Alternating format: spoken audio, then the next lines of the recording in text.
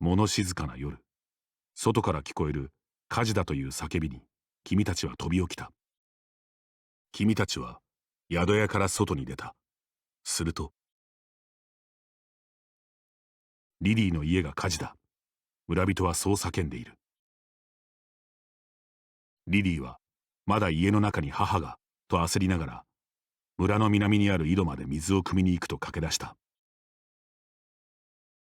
女は燃え盛るリリーの家を遠巻きに眺めながらひたすら狼狽している。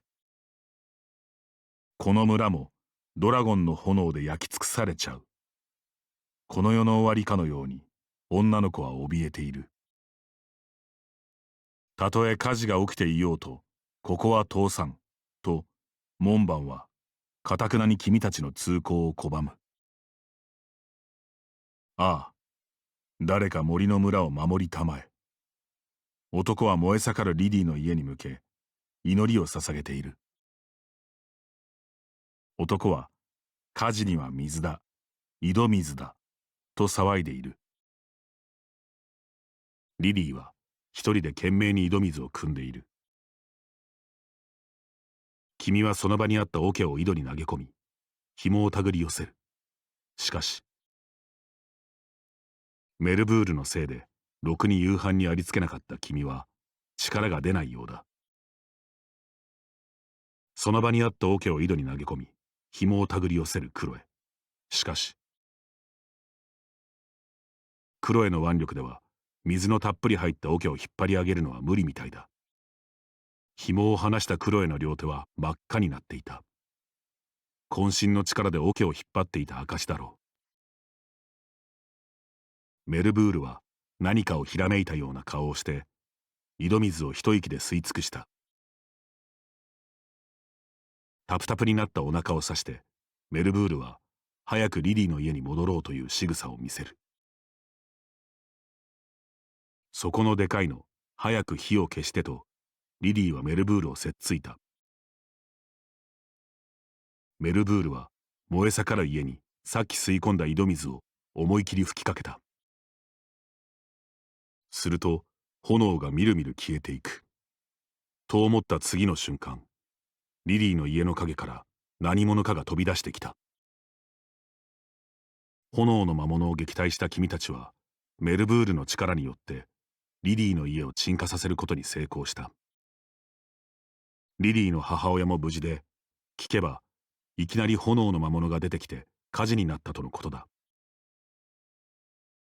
なぜ急に炎の魔物がと君たちは不思議がある。火事騒動から一夜明け、君たちは迷いの森を抜ける道案内を頼むためリリーの家に行くことにした。男は水の枯れた井戸を素手で懸命に掘っていた。しかしいくら掘っても水は湧き出てこないという。男はついに手を痛めてしまったようだ。手伝ってあげればとクロエは君を促すが、君は先祖代々の言い伝えで井戸掘りだけは禁じられていると断った。なぜそんなすぐバレる嘘をつくのかとクロエは君に突っかかる。そんな二人に対し男は手の痛みに効きそうな薬を持っていないかと尋ねた。君は男に傷薬をあげた。男は受け取った傷薬を使うや否や元気100倍と叫びながら鋭い手刀で井戸を掘り始めた。しばらくするととんでもない勢いで井戸から水が噴き出し始めた。男は噴水のように湧き出す水を浴びるように飲み続けている。男は傷薬のお礼として不思議なカード4をくれた。ここだけの話。リリーの家が出火した原因は、女は根も葉もない噂話を吹聴している。噂ではどこかの町がドラゴンの炎で焼き尽くされたそうだ。火事の原因がドラゴンではないと知った女の子は胸をなで下ろしている。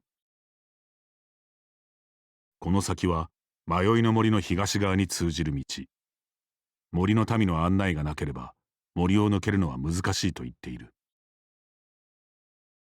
崩落こそ免れたものの、リリーの家はどこもかしこも焼け焦げていた。リリーの母はかつて悪徳商人に騙され、莫大な借金を背負わされてしまったらしい。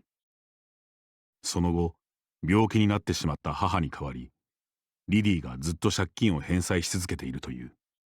母の話を聞いて、君はそっと目頭を押さえた。まだ焦げ臭い部屋の中で、昨日の火事、この辺に炎の魔物なんていないはずなんだけどな、とリリーはぼやいている。ゆうべ、リリーが森人の笛を吹いていたら、どこからともなく炎の魔物が出てきたそうだ。なぜ炎の魔物が急に現れたかは知る由もないが、それはそれとして、君たちは約束通りリリーに迷いの森の道案内を頼んだ。リリーは火事のショックが抜けきれない様子ではあったが、約束したもんなと重い腰を上げた。ところで、なんで迷いの森の向こう側に行きたいんだと出かける支度をしながらリリーが疑問を投げる。君は、俺たちはドラゴンを探している。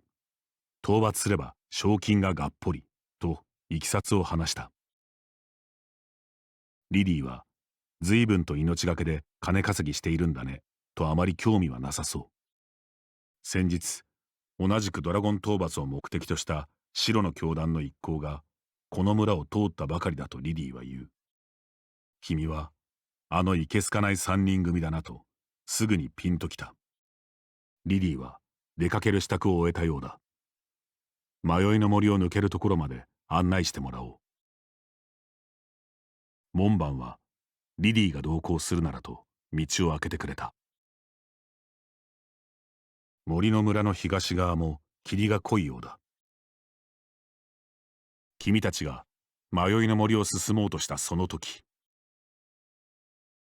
ちょっと待ちなさい。一人の老人が君たちの後ろから声をかける。リリーは大家さんと老人のことを呼んだ。どうも顔見知りのようだ。老人は、はいこれ、とリリーに一枚の紙を手渡す。その紙には、と書かれていた。大家さんによれば、リリーは火災保険に未加入で、全額自己負担だという。それでは、月末までに必ずお支払いを。そう言うと、大家さんは村に戻っていった。リリーは、特に焦る様子もなく、逆に、ふふんと得意げな顔をしている。リリーは、懐から森人の笛を取り出すと、おもむろに吹き始めた。耳障りな雑音をリリーが奏でると、どこからともなく魔物が現れ、君たちに襲いかかってきた。リリーは、おかしいな、また失敗かと、古い文献を見ながら首をかしげている。リリーは、文献のとあるページを君に見せ、村の人には内緒だぞと言った。そのページには、お金の悩みを大解決、金運を呼ぶラッキーメロディーと書かれた譜面が載っていた。昨日の夜も頑張って笛で何度も吹いたのに、まだ借金が減らないんだ、とリリーはご立腹だ。君はそのページをよく読んでみた。すると、隅っこにとても小さな字で、メロディーを間違えると魔物が出現する場合があります、と書かれていた。結果的にリリーの笛が下手すぎて、魔物をおびき寄せるメロディーになってしまったようだ。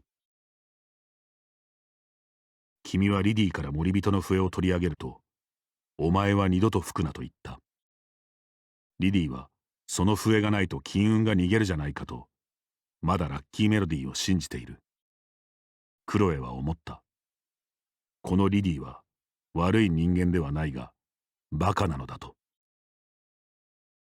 君はどうせ空耳だろうと、無視することにした。しばらくすると、旋律は聞こえなくなった。